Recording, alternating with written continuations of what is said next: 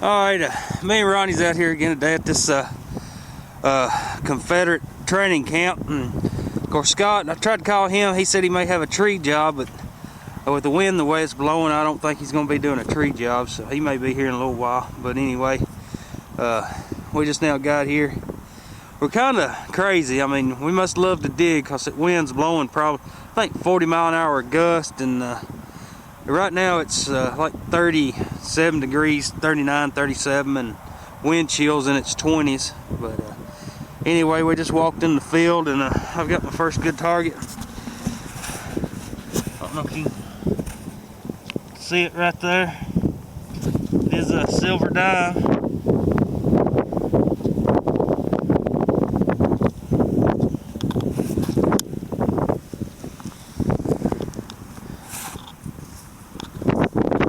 It's a mercury dime. I don't want to scratch it too much. 1937. I don't know if you can get that. I don't know if it's going to zoom in or not.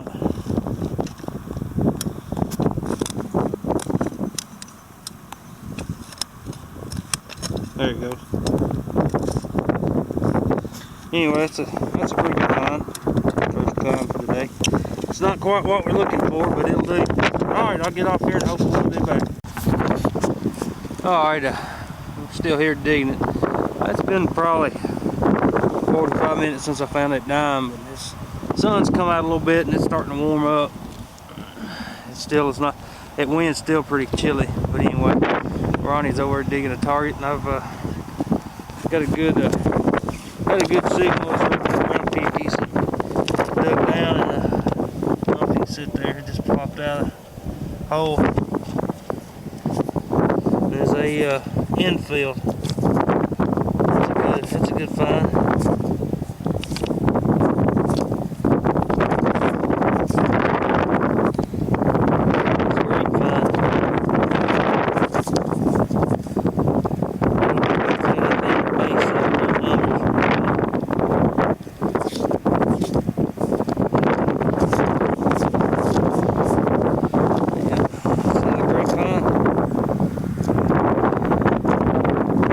Find some Confederate buckles.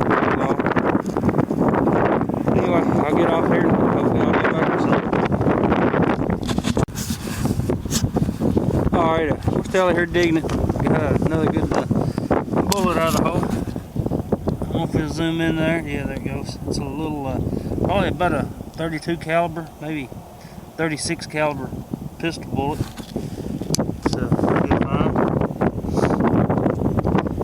Deep. It was a duck to quad, and it was pretty much it ended up probably being about 3 inches deep. Looks like a good shot. It's a good find. Alright, well, I'll get off here and hopefully I'll get back with some more goodies. Got another good signal, and I don't know if you can see it there. I can't see it on the viewfinder. Right there where the sunlight is, you can see some green. Let's try to get out of here. I'm pretty sure it's a J hook. It's kind of what it's looking like from this angle. Yeah, that's what it is.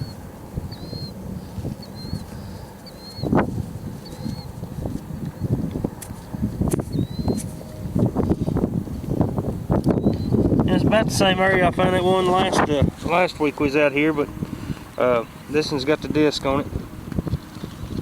Alright, well, I'll get off here and hopefully I'll find some more goodies.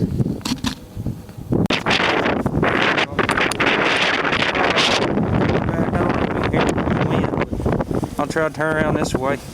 But Ronnie's got a good find. It's a tent tensioner. Turn it over. He found it in 2 different spots.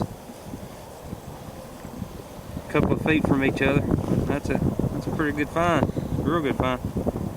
Now, but we're fixing to get out of here. My tooth, I had it cut out about 4 days ago, and that wind, I don't know, it's killing me. So I'm gonna be a wuss, I guess, and head back to the house. Of course, I got to go to work tonight. He just got off this morning. So, and he kind of looks like he's got off work this morning. Alright, well, I'll get off here. Maybe we'll find a couple of belt buckles on the way to the truck. Alright, I'm back with the finds after me and Ronnie went and metal detected at a Confederate training camp that Scott had found at the edge of Kentucky and Tennessee. But anyway, we ended up finding a couple of good finds. I found a couple of infield. Well, I got them over there. I'll show them to you in a second. But anyway, he found a tent tensioner. Well, actually, it's called a guy rope adjuster. And of course, you can pull them up on TreasureNet or YouTube, or of course, you can look at them Google, Yahoo. But anyway, you've got some guys saying that they were used during World War I and World War II, and of course, the patent date on them wasn't until 1880. But after doing a little research, we found out that they were used before 1880. Of course, that was just the patent date. They were used, like I said, before 1880. Now, if anybody knows 100% sure out there watching this video, just please leave a comment and let the rest of us know for a fact if they are Civil War or World War I or World War II. Now, I know the infantry camp I'd been hunting, I know there were two found out there, so I know a piece of one and I think the other one was full. But anyway, we found this one in that Confederate training camp. But anyway, here's the finds I found.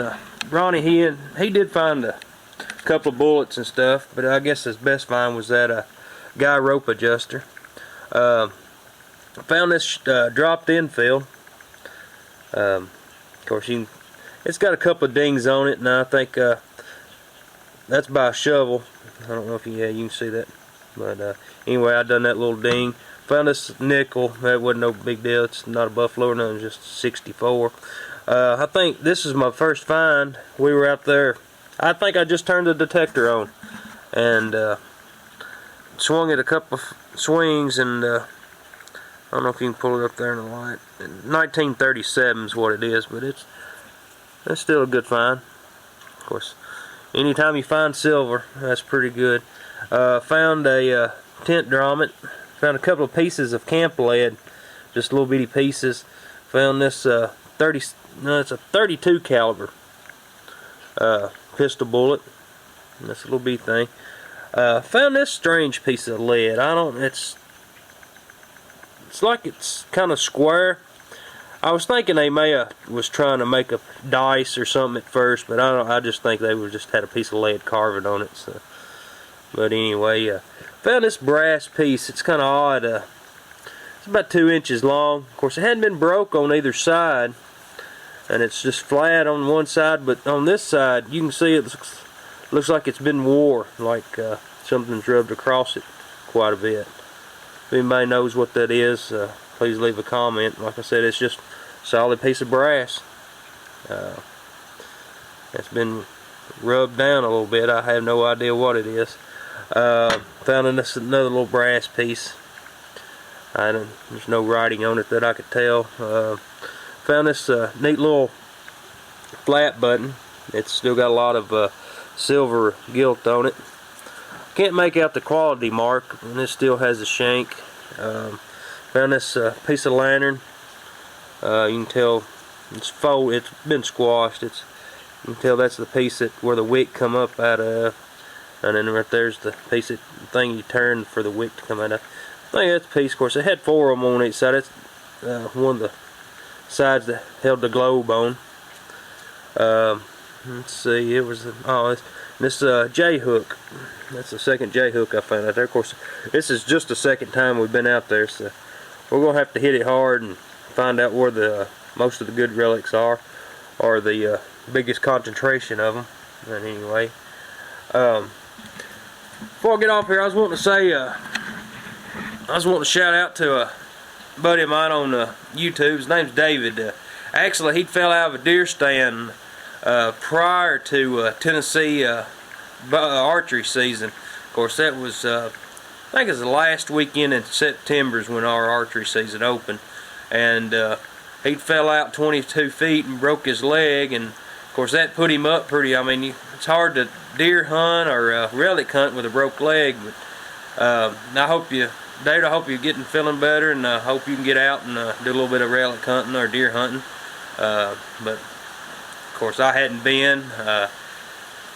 Of course, out here in the edge of the yard, you can see the little wooded area there.